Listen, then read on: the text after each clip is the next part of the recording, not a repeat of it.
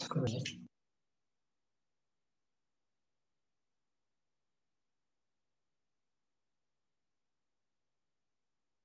네, 그럼 기도하고 시작하겠습니다. 하나님 아버지, 저희가 오늘 드디어 구원론의 마지막 영화에 대해서 배우려고 합니다.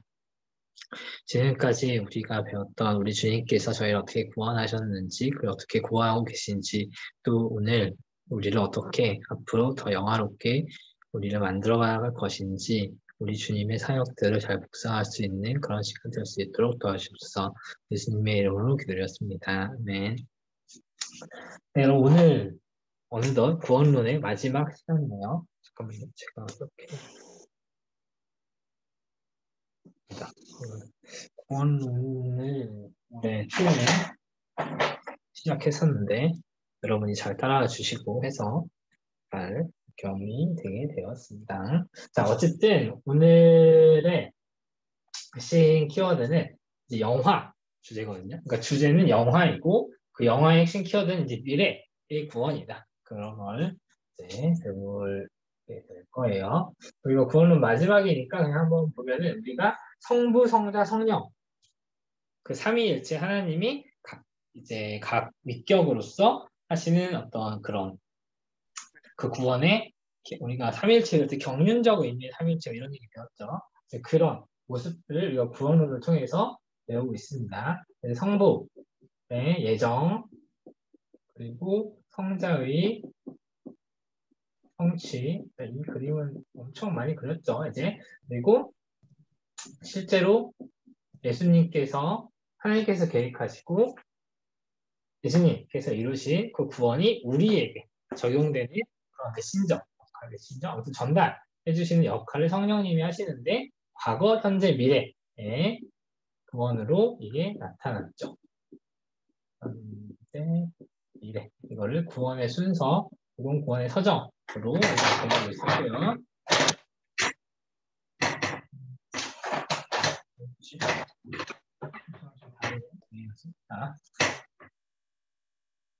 우리가 과거의 구원 6가지 배웠었고요. 현재의 구원 3가지 지난주까지 쭉 배웠어요. 이제 우리가 미래의 구원, 우리가 구원 받았고 구원 받아가고 있고 앞으로 이제 영원한 미래에 어떻게 구원받을 것인가에 대한 영화에 대한 주제가 나옵니다. 이거는 영광스럽게 되는 것 이렇게 이해하시면 돼요. 영화는 뭐다? 영광스럽게 되는 것. 잠깐, 영광스럽게 된다는 게 도대체 무엇인가에 대해서 우리가 오늘 하나하나 짚어보도록 하겠습니다. 영화. 그래서 오늘의 주제는 영화입니다. 영화. 부제가 나는 구원의 확신이 있는 건 아닌데. 네, 아무튼 이렇게. 자, 1번. 영화는 구원의 마지막이다. 이렇게 이해하시면 첫 번째 되겠습니다. 자, 영화는 그 구원의 순서상 마지막에 있어요. 우리가 과거, 현재, 미래를 놓고 봤을 때 미래에 있는 거니까 당연히 마지막이겠죠. 그리고 또 이 영화의 중요성은 영화가 사실은 이전에 이제 성령님 그리고 뭐 하나님의 예정부터 있었던 모든 구원에 있었던 마지막, 모든 구원의 과정에서의 마지막이고 그 모든 구원의 과정은 사실 이 영화를 향해 있었어요. 영화를 향해 있었어요. 하나님이 우리를 부르시고 우리가 그것에 따라 하나님의 자녀가 되고 그리고 그런 심무적 의미의 구원에 이어서 우리가 이 현생 살면서의 어떤 수준으로서의 구원인 성화와 그 구원을 확신하는 그런 모든 것, 우리를 끝까지 이끌어 가시는 것. 그 우리가 견인에서도 우리가 하나님이 우리를 정 끝까지 인내하게 하신다 했잖아요. 끝이 무엇이냐? 바로 이 영화였어요. 그래서 모든 구원의 서정, 구원의 과정들이 영화를 향해 있었고 우리가 이 영화가 결국 이제 구원의 완성이거든요. 구원의 완성. 즉, 이 완성 단계의 이 영화가 그 다른 앞에 있던 어떤 것보다 우리에게 더 큰 은혜다. 이렇게 이해하시면 되겠습니다. 그래서 이 영화에 대해서 성경은 이렇게 많이 표현해요. 하나님 나라에 들어가는 것, 영생을 충만히 누리는 것, 그리스도의 형상을 완전히 담는 것 이렇게 얘기를 합니다. 자, 이건 성경 구절은 나중에 뭐 보시면 될 것 같고, 자, 우리가 여태까지 뭐 구원을 하면서 그리고 그 이전 시간에도 우리에게 진짜 제일로 큰 은혜와 우리에게 제일로 큰 복이 뭐라고 했어요? 하나님과의 교제라고 했죠. 사실 그게 인간의 목적이기도 했어요. 그러니까 인간론 배울 때도 예전에 그 창조 그리고 타락, 구속, 종말 혹은 완성 뭐 이렇게 우리가 이런 구속사의 순서를 다뤘던 적이 있죠. 자, 창조됐을 때 인간이 어떤 존재였어요? 인격 하나님이 우리 이 창세기에서 이번 주일에 배웠죠. 창세기에서 하나님이 인간을 창조하실 때 우리의 형상을 따라 우리의 모양 뭐였죠? 잠깐 기억이 안 나. 아무튼 우리의 형상과 모양을 따라서 만들었다고 했잖아요. 그 형상과 모양이 이제 뭐 목사님께서 얘기하셨지만 형상과 모양이 특별 영적인 존재, 즉 인격, 지정의를 갖춘 그런 인격적인 존재였잖아요. 그 인격을 가지고 뭐래요? 하나님과 원래 교제를 하게 돼 있었어요. 근데 이게 타락되면서 이 교제가 끊어졌죠. 끊어졌죠. 그래서 이 구속을 통해서 이 인격적인 하나님과의 교제를 다시 이을 수 있는 그런 어떤 뭐 단초를 우리가 얻었단 말이에요. 그러면은 이 종말의 때에 이 구속이 완성이 되면은 다시 이 창조의 목적을 회복해야겠죠. 다시 이게 하나님과의 인격적인 교제가 이어지는 그런 단계가 바로 영화의 단계입니다. 그래서 구원의 완성이고 뭐냐겠지. 그래서 이게 그 영화에 대한 다양한 명칭이 그래서 우리가 하나님 나라에 들어가는 것이 즉 하나님과의 인격적인 교제를 충만히 누리는 거고요. 그게 영생이고 우리에게 그러니까 기독교에서 말하는 특히 성경에서 그러니까 정확히는 성경이 말하는 영생은 말 그대로 영원한 그 영원한 삶, 영원히 사는 것 그 자체가 영생이 아니라 그때 난 말했죠. 그 지옥에 가도 영원히 살긴 살아요. 근데 우리가 지옥에 가서 영원히 사는 거를 영생이라고 하지 않죠. 영원히 살면서 하나님과 친밀한 교제, 하나님과 그 진짜 사랑을 나누는 거를 영생이라고 하거든요. 그 영생을 충만히 누리는 것, 창조의 목적을 회복하는 것, 이게 영화의 본질적인 뜻과 의미이다.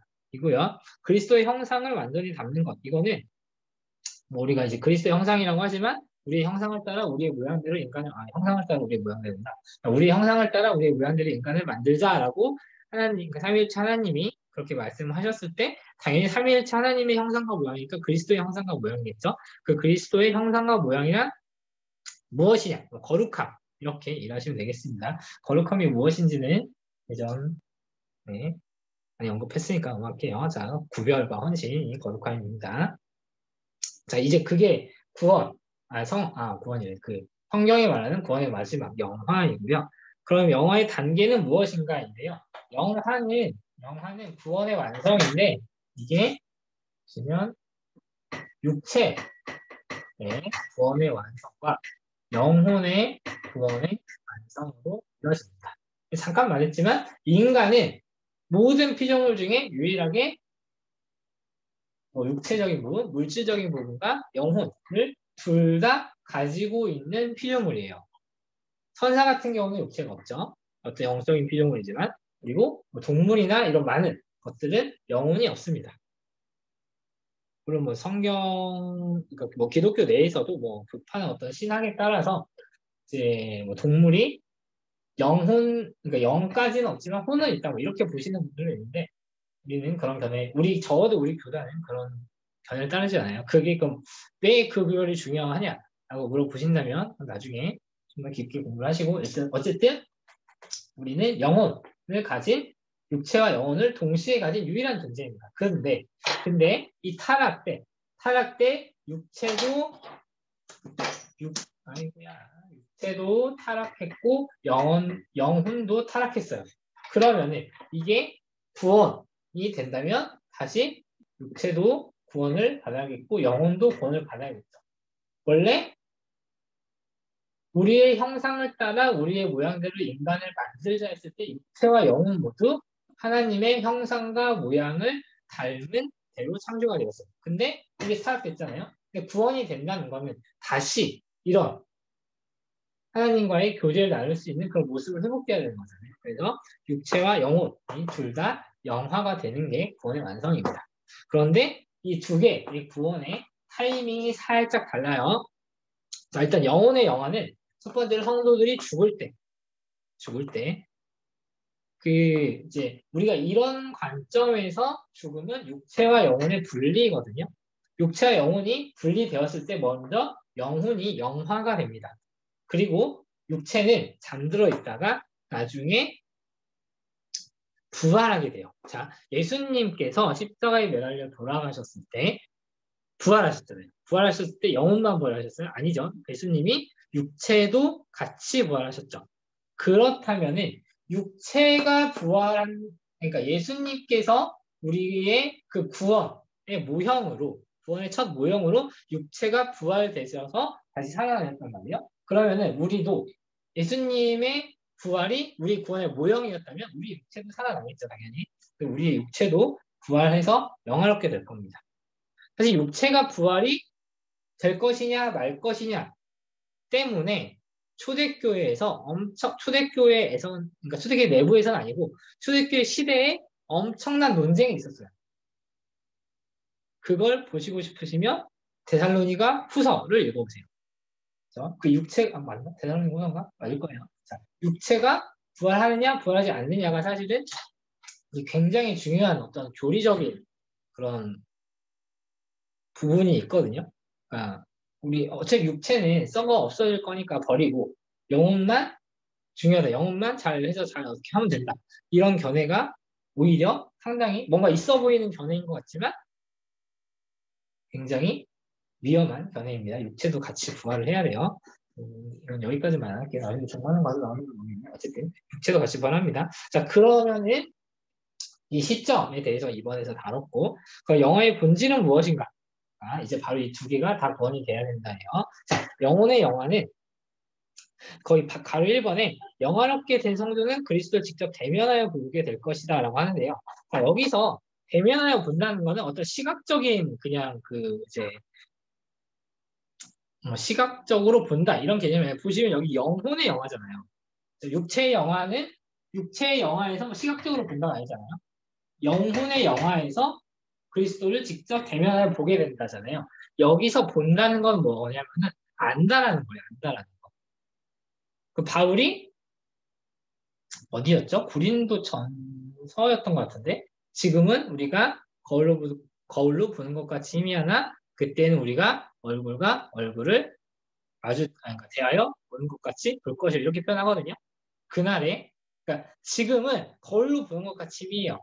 물론 이제 우리가 보는 그 거울이 아니에요. 사실 이제 고대에서 만들었던 우리 오늘 화장실에서 보는 매끈한 거울이 아니라 고대에서 만들었던 어떤 약간 청동이나 어떤 그런 금속을 가지고 만든 이제 그런 금속판이에요. 금속판에 그냥 얼굴을 이렇게 비춰봤어요. 이렇게 보시면 태블릿 잘 보이는 거다. 자, 금속판에 얼굴 비춰보면 되게 막 희미하게 좀 이렇게 애매하게 안 보이겠죠. 지금은 그런 상태지만 그날이 되면 얼굴과 얼굴을 마주 대하여 보는 것까지 분명하게 보일 거다. 즉, 우리가 예수님을 온전히 알게 될 거다. 어떤 지적인 의미의 그런 우리 그 영화가 있을 거다라는 게 1번의 내용이고, 도덕적인 안전함을 경험하게 될 겁니다. 우리가 성화에서 배웠죠. 우리가 지금은 신분 자체는 이제 죄의 아들에서 하나님의 아들로 신분 자체는 바뀌었지만 여전히 우리가 그 수준에 있어서는 죄의 오염을 받고 죄의 지배를 일부 받고 그러고 있잖아요. 계속 유혹에 넘어지고. 그런데 이제 영화가 되면은 도덕적인 완전함을 우리가 죄를 지을 수 없게 되는 그런 상태가 될 겁니다. 우리 인간론 할 때 잠시 배웠던 적이 있죠. 창조 배웠을 때는 죄를 지을 수도 있고 죄를 안 지을 수도 있는 상태였어요. 그런데 죄를 지었죠. 그래서 타락 이후에 이제 육체와 영혼이 다 이렇게 타락을 하게 돼서 죄를 지을 수밖에 없는 상태가 되었어요. 그러다가 우리가 구속을 받아서 비록 우리가 죄인이지만 기본적으로 죄를 짓지만 죄를 짓지 않을 가능성이 생겼어요. 기본적으로 죄를 짓지만 죄를 어쨌든 안 지을 수는 있어요. 근데 이제 종말이 되게 되면 이제 우리가 완전히 온전해지기 때문에 죄를 지을 수 없는 상태가 될 겁니다. 이렇게 네 가지 단계 잘 기억해 주세요. 자, 그렇게 해서 3번 내주한 죄에서 완전히 해방될 것이고 그리스도를 완전하게 닮을 것이다.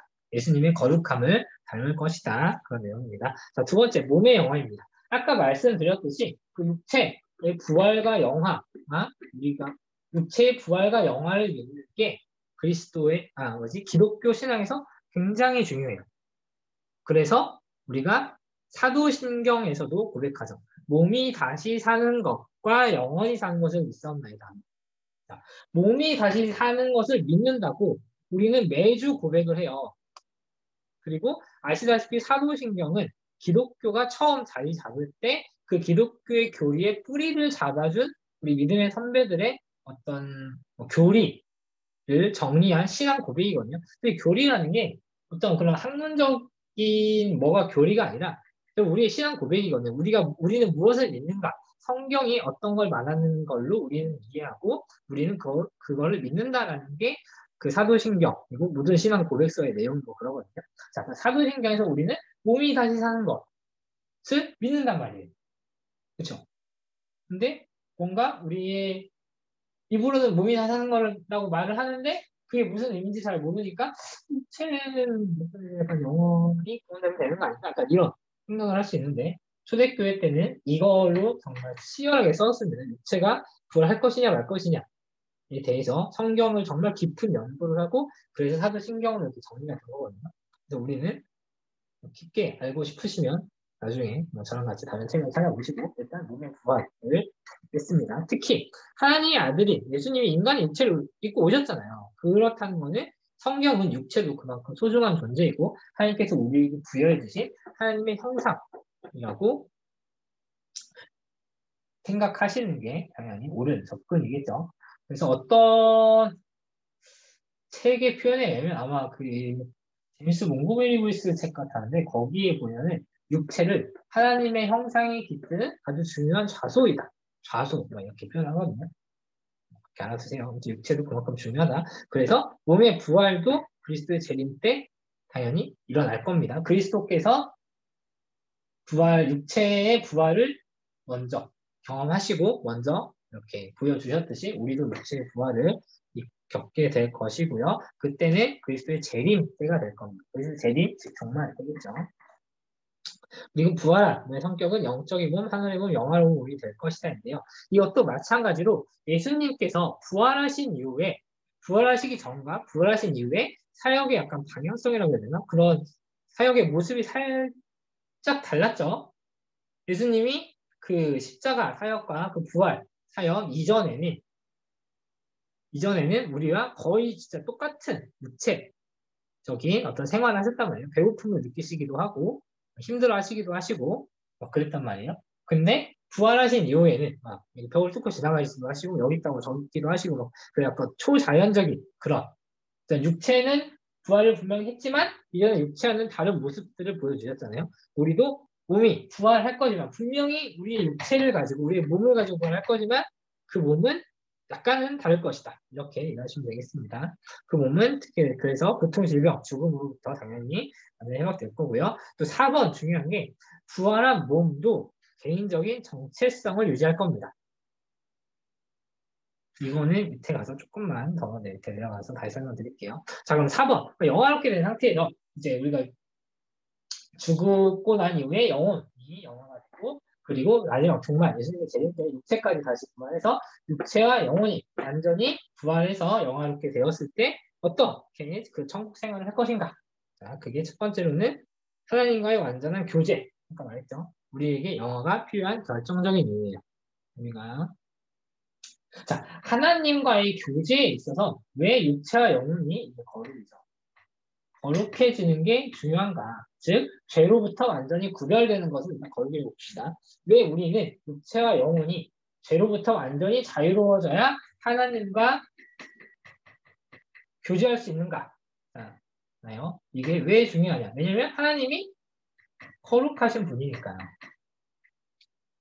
하나님이 죄로부터 완전히, 그러니까 죄를 절대로 허용하실 수 없는 거룩하신 분인데 우리의 육체든 영혼이든 죄에 의해서 오염되어 있고 죄의 지배를 받고 있으면 거룩하신 하나님과 교제를 할 수가 없어요. 자, 우리가 하나님이 물론 우리를 뭐 돌봐주시고 우리 구원해 주시고 그런 분이지만 일단 하나님은 본질적으로 창조주이시고 거룩하신 흠이 없는 신이시란 말이에요. 근데 흠이 많은 죄가 많은 어떤 피조물을 끌어안아 주신다? 뭔가 모순이죠. 자, 거룩하신 하나님은 거룩하다는 거는 죄를 허용하지 않는다는 말이잖아요. 어떤 죄의 오염, 그 흠을 허용하지 않는다는 말인데 흠이 있고 거룩하지 않은 존재들을 내버려 둔다. 사실 내버려 두는 것 자체가 은혜이긴 해요. 그러니까 잠시 내버려 두는 건 은혜이긴 해요. 근데 그 잠시가 아니라 물론 하나님의 잠시는 우리 입장에서 볼 때는 수천 년, 수만 년일 수도 있지만 어쨌든 잠시 내버려 두실 수는 있지만 이걸 영원히 허용하신다라고 하면은 거룩한 분이 아니겠죠.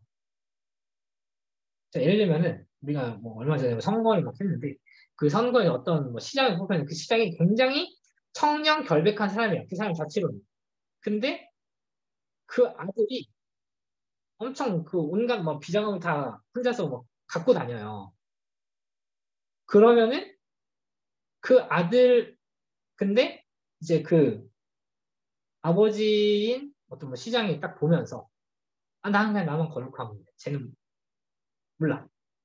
라고 하면은 그 시장은 저 그러니까 청렴한 진짜 청렴한 시장일까요? 아니겠죠? 뭐 아들이 아니라 뭐 어떤 대통령이 엄청 청렴한데 국무총리가 막 이렇게 막 비리 행위를 하는 거랑 냅둬 말이 안 되죠.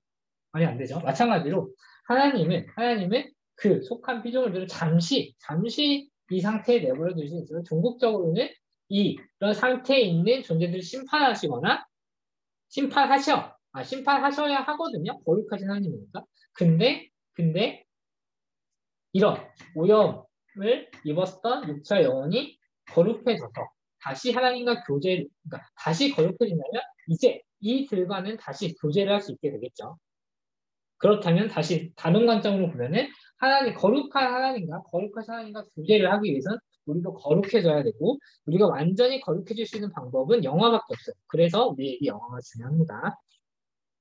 자, 두 번째, 성도와의 완전한 교제. 이건 뭐냐면 아까 위에서 부활한 몸도 개인적인 정체성을 유지한다고 했잖아요. 이게 무슨 뜻이냐면은 우리가 나중에 보면 죽어서 영혼이 따로 영화가 되고 육체가 부활해서 좀 더 다른 육체를 어떤 다른 어떤 뭐 성격의 육체를 가지고 부활을 한다고 했지만 어쨌든 우리가 이 세상에서 이 육체를 가지고 살았을 때 어떤 기억이라든지 우리가 이 육체를 가지고 일상생활을 했던 신앙생활이라든지 이 지상에서 육체를 가지고 서로 이렇게 교제를 했던 뭐 이렇게 교회 내에 뭐 이렇게 어르신들, 뭐 내 친구들, 뭐 내 아이들, 뭐 약간 후배들, 약간 이런 사람들과의 기억이 여전히 있기 때문에 다른 천국에서 성도들과 다시 반갑게 인사하면서 우리가 지금 뭐 물론 우리가 이제 줌으로도 이렇게 반갑게 하잖아요. 줌으로 보다가 교회 가면은 교회 만나서 실제 얼굴 보면 우리가 주일에 되게 반갑게 인사를 하잖아요. 뭐 저를 안 반가시는 분이 있을지 모르겠지만 어쨌든 뭐 반갑게 인사하잖아요. 근데 그거 이상으로 우리가 천국에 가서도 누구 왔네? 누구 왔어? 라고 하면서 이렇게 교제를 할 수 있게 될 겁니다. 그리고 피조물과의 완전한 교제가 이루어질 것이다도 있는데요. 이거는 뭐냐면 그 이거는 사실 창조론까지 좀 거슬러 올라가야 되는데 몇 번 뭐 다루긴 했죠. 그 창조됐을 때 맨 처음 창조에서 곧 배울 텐데 창세기에 보면은 하나님이 인간에게 특별한 다른 피조물들에게 어느 특권을 주시죠. 너는 이 땅을 정복하고 다스리고 땅에 충만하여 번성하라. 이런 축복을 해주신단 말이에요. 즉 땅을 다스리는데 어떤 패권을 휘두르고 막 이렇게 막 그런 게 아니라 정말 그 온전한 그 이 자연 환경, 뭐 어떤 지구, 뭐 이런 모든 물질 세계들을 다 알고 그것들을 사랑하고 하나님의 사랑을 대신해서 그들을 돌봐주고 어떤 그런 임무들을 우리에게 준단 말이에요. 근데 이 타락을 통해서 그 이 인간이 원죄를 지음으로 인해서 그런 피조물들과의 관계가 깨졌죠. 그래서 우리가 뭐 이번 주에 오세도 잠깐 언급하셨는데 땅이 엉겅퀴를 내기 시작했죠. 땅이 인간한테 반응을 한단 말이에요. 그리고 이제 동물들이 막 사람을 잡아먹고 그런 일도 있었죠. 자, 근데 이제 피조물들과의 안전한 그런 관계가 다시 회복돼가지고 많은 다른 피조물들은 이제 인간을 잘 섬기게 되고 인간은 그 피조물들을 사랑하게 되고 이런 교제의 관계들이 회복될 겁니다. 사실 여기 하나님과의 교제, 성도의 교제 이게 타락 때문에 다 끊겼어. 아까 말했죠. 원래 하나님과 온전한 교제를 하다가 타락 때문에 끊겼다가 다시 구속돼 회복이 되고 종말 때 완성이 되는 그런 관계들이 이렇게 이 흐름 마찬가지로 구속사의 흐름 속에서 이렇게 있습니다. 참고로 이거를 우리는 창조 타락 구속 종말을 말하는 걸 구속사라고 합니다. 구속이 이루어진 과정, 구속이 이루어진 역사 이렇게 표현을 해요. 자, 그리고 마지막. 그러면은 영화에 대한 확신, 결국 구원에 대한 확신, 지난주에 했던 거랑 비슷하지만 이렇게 영화가 우리에게 완전히 일어날 것이다. 확신을 통해서 우리는 어떤 유익을 얻을 수 있는가. 첫 번째로 영화는 성도의 성화에 영향을 줍니다. 이 세상의 삶에 있어서 우리가 종국적으로는 이렇게 영화롭게 돼서 하나님과 깊은 교제를 나눌 수 있게 하나님을 즐거워하고 하나님을 찬양하는 우리의 진짜 인간의 목적을 회복할 수 있음을 결국에는 우리가 이런 삶을 살게 될 것임을 알기 때문에 이 세상에서 잠시 힘들고 어려운 일이 있더라도 이런 때를 소망하면서 언제나 어떤 어렵고 어떤 고난의 일들도 감사하고 기뻐하고 어떤 일이 오더라도 그럴 수 있죠. 두 번째, 죽음과 미래에 대한 태도에 영향을 줍니다. 우리가 지금 비록 이렇게 살더라도 나중에 이렇게 될 거라는 희망이 있기 때문에 우리가 이 세상을 살고 있지만 우리의 진짜 본향은 하늘나라에 있다. 이거를 더 명심하고 살 수 있게 되는 게 영화가 우리에게 주는 유익입니다. 자, 그러면은 구원론의 마지막 영화에 대해서 이렇게 발제를 마쳤고요. 마찬가지로 책을 마지막으로 잘 읽어보도록 하겠습니다. 미래적 의미의 구원 347페이지인가 8페이지인가부터 있을 텐데 거기서부터 잘 읽으시고요. 책이 결국이 나눠서 50분까지 읽고 다시 전해보도록 하겠습니다.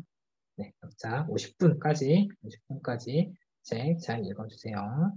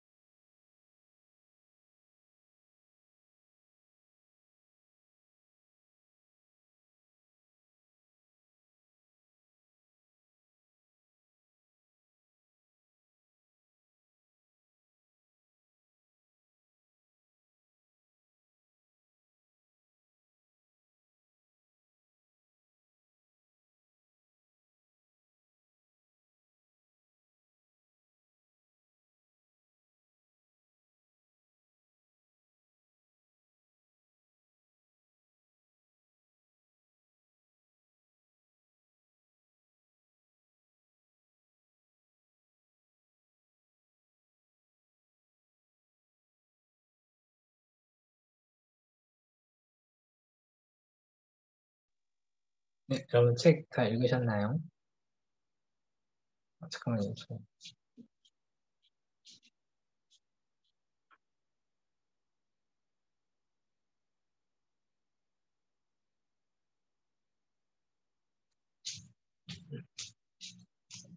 책 다 못 읽으셨거나, 책 못 읽으신 게 아니라 질문 있으시거나, 하실 말씀 있으신 분. 저기 재영 오빠가 올렸어요, 질문. 캐팅. 채팅 잠깐만요. 볼게요. 재영이가 올린 질문을 읽어드릴게요.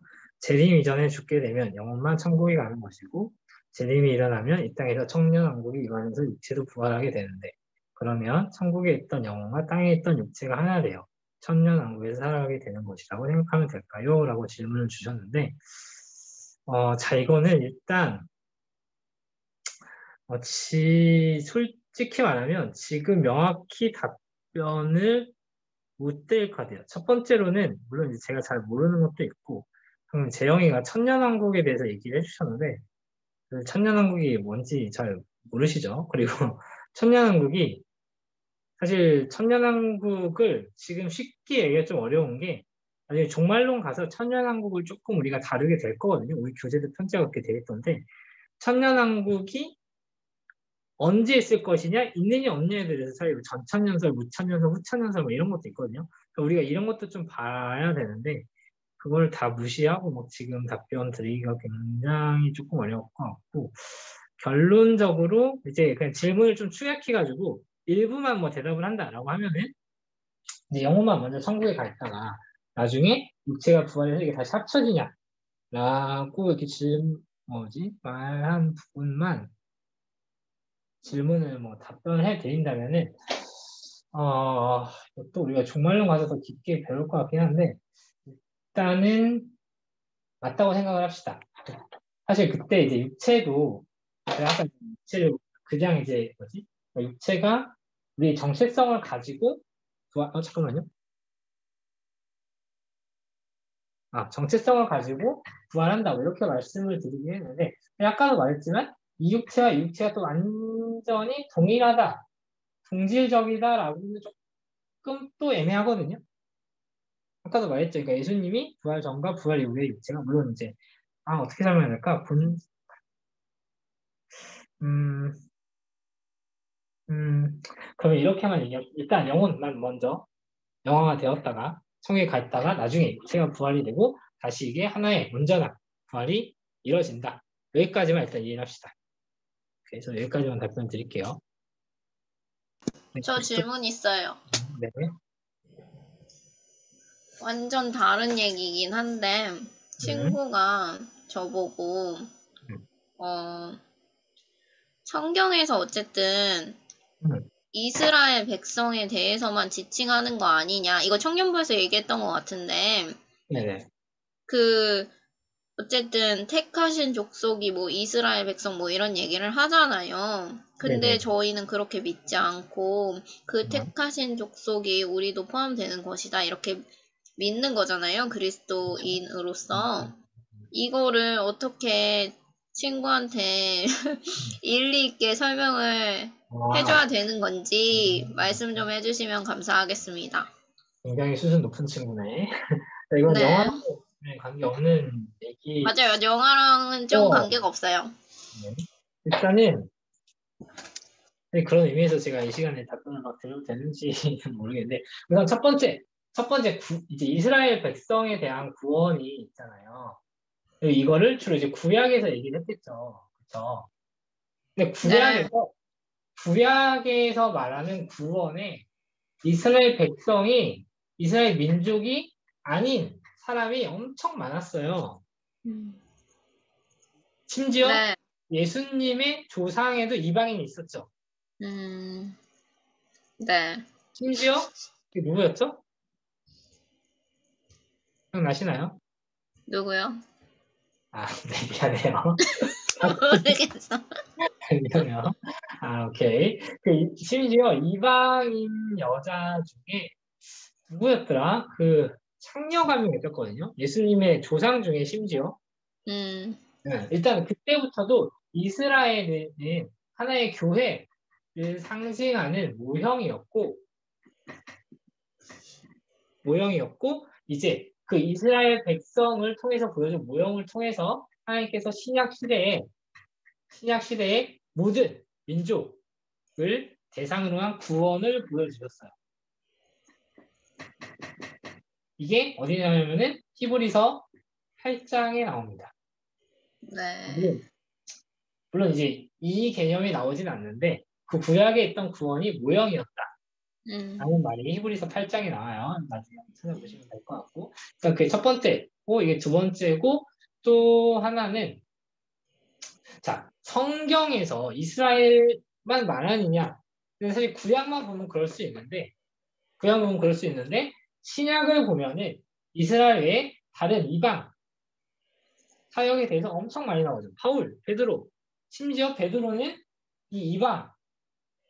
베드로조차도 이 이방 민족에 대한 전도에 대해서 굉장히 마음이 어려워하다가 바울한테 혼났죠. 네. 한다기보다는 어쨌든 성경이 이스라엘 백성의 구원만 얘기하지 않는다라고 대답을 해주셔도 무방합니다.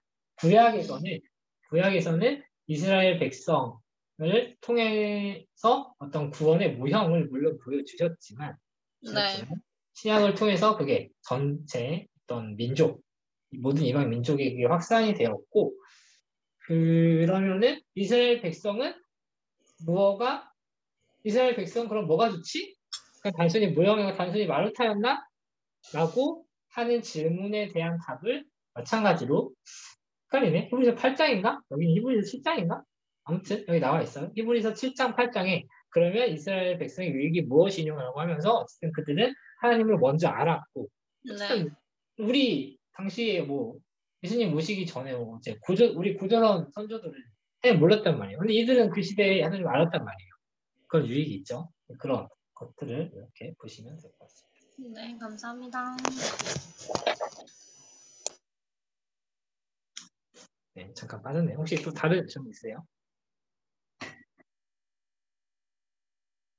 네, 없으시면 지난주에 공지했던 대로 이제 오늘 구원론이 마지막이었죠. 영화 마무리하고 이제 2주간 쉬었다가 오늘이 며칠이죠? 2일이죠. 9일 쉬고 16일 쉬고 6월 23일에 이제 교회로 들어오입니다. 방금 여기 교회 나왔죠. 교회 나왔죠. 이스라엘 백성이 첫 교회 모형이었고 그 모형을 통해서 오늘 우리 교회를 세우신 그 교회의 원리들, 교회가 감당해야 되는 사역들, 교회의 본질은 또 무엇인지 이런 것들을 통해서 우리가 지금 청년부가 코로나가 끝나고 한창 청년부를 이렇게 세워나가는 그런 중이잖아요. 그 중에 우리 교회를, 우리 청년부를 어떻게 세우고 또 어떻게 우리가 교회를 더 사랑하고 어떻게 교회를 더 향해 봉사하고 이런 것들 또 세상에 우리 교회를 어떻게 교회를 알리는 게 중요한 건 아닌데 어쨌든 하나님의 교회를 세상에 어떻게 또 알릴 것인지 그런 것들을 고민할 수 있는 아주 좋은 우리에게 중요한 시간이 될 것 같으니까 꼭 많이 참여해 주시고요. 사실 이렇게 이번 주일에 성교가 광고할 때 뭐 지금 이 세대에 중요하다 뭐 이렇게 말씀을 드리긴 했는데 지금 이 세대에 중요한 거는 뭐든 다 중요하긴 한데 이 세대보다는 정확히는 지금 우리 청년부 이 세대 말고 이 세대 모르겠고 지금 이 시기에 관심을 하고 이것저것 굉장히 다들 이제 힘을 쏟고 에너지를 많이 쏟고 있잖아요. 그 과정에서 우리가 진짜 교회라면 어떤 거에 어떻게 에너지를 써야 되는지 그런 것들을 깊게 고민할 수 있는 그런 시간들이 될 거니까 6월 23일부터도 잘 참여해 주시고 교재는 이번 주는 안 되겠죠. 다음 주부터 이렇게 2주간 주일에 오시면 참여할 수 있게 주문해서 청년부실 뒤에 두겠습니다. 이번 주일에 책 한 권씩 가져갈 준비하시고 가방을 큰 걸로 가져오세요. 알겠죠? 네, 그러면 구원론 수업 오시느라 너무 수고하셨고요. 사실 교회론도 제일 중요하다고 했지만 솔직히 제가 예전에 한번 말했던 것 같아요. 구원론 시작할 때 이 조직신학 스터디라는 그 커리큘럼 만들면서 이 구원론을 굉장히 마음에 많이 품고 있었는데 구원론을 오히려 맨 처음에 할까 이런 고민도 하다가 그때까지 와서 이 과정을 어느 정도 마쳤네요. 여러분이 구원에 대해서 잘 새길 수 있는 그런 시간들이 되셨다면 제가 좋은 게 문제가 아니죠. 어쨌든 저도 좋았을 것 같고요. 여러분이 또 이런 거 잘 들으시고 다른 후배들한테도 다음에 이런 얘기를 잘 해줄 수 있는 여러분이 됐으면 좋겠습니다. 자, 기도하고 마칠게요. 사랑하는 많으신 하나님 아버지, 저희에게 이 한 학기 동안, 이 3반기 동안 구원에 대해서 가르쳐 주시면 감사드립니다. 우리가 정말 타락한 존재였음을 우리가 또 배웠었는데 그 타락한 존재들을 하나님께서 태초부터 우리를 작정하시고 또 예수님께서 우리 그 사랑을 이루시고 성령님을 통한 우리의 과거와 현재와 미래의 구원에 대해서 깊게 생각하는 시간을 가졌습니다. 우리가 구원을 단순히 천국에 가는 것, 또 단순히 죄에서 해방되는 것으로 생각하는 것이 아니라 그것을 넘어서 우리에게 베풀어 주신 하나님의 은혜가 얼마나 깊은지, 얼마나 큰지 그걸 더 잘 이해하고 그것을 통해서 더 하나님의 더 큰 사랑을 느껴가면서 신앙생활을 할 수 있는 우리의 든든한 믿음의 뿌리를 더 그렇게 다질 수 있는 그런 저희 아람제일교회 청년부 될 수 있도록 도와주시옵소서. 하나님, 이 늦은 시간까지 우리 주의 말씀을 배우고자 이 자리에 모였던 저희를 어렵게 여겨주시고 이 아람제일교회 청년부가 앞으로도 하나님의 은혜와 그 사랑 안에서 더욱더 든든히 서하는 공동체 되게 하여 주시옵소서. 이제 앞으로 배울 교회론을 또 기대하며 그 교회론을 통해서 우리가 어떤 모습의 청년부를 세울지를 또 함께 고민하며 함께 교제할 수 있는 그런 저희들 될 수 있도록 도와주시옵소서. 이 모든 말씀 예수님의 이름으로 기도드렸습니다. 아멘. 네, 여러분 수고하셨습니다. 얼른 자요. 잘 자요. 안녕.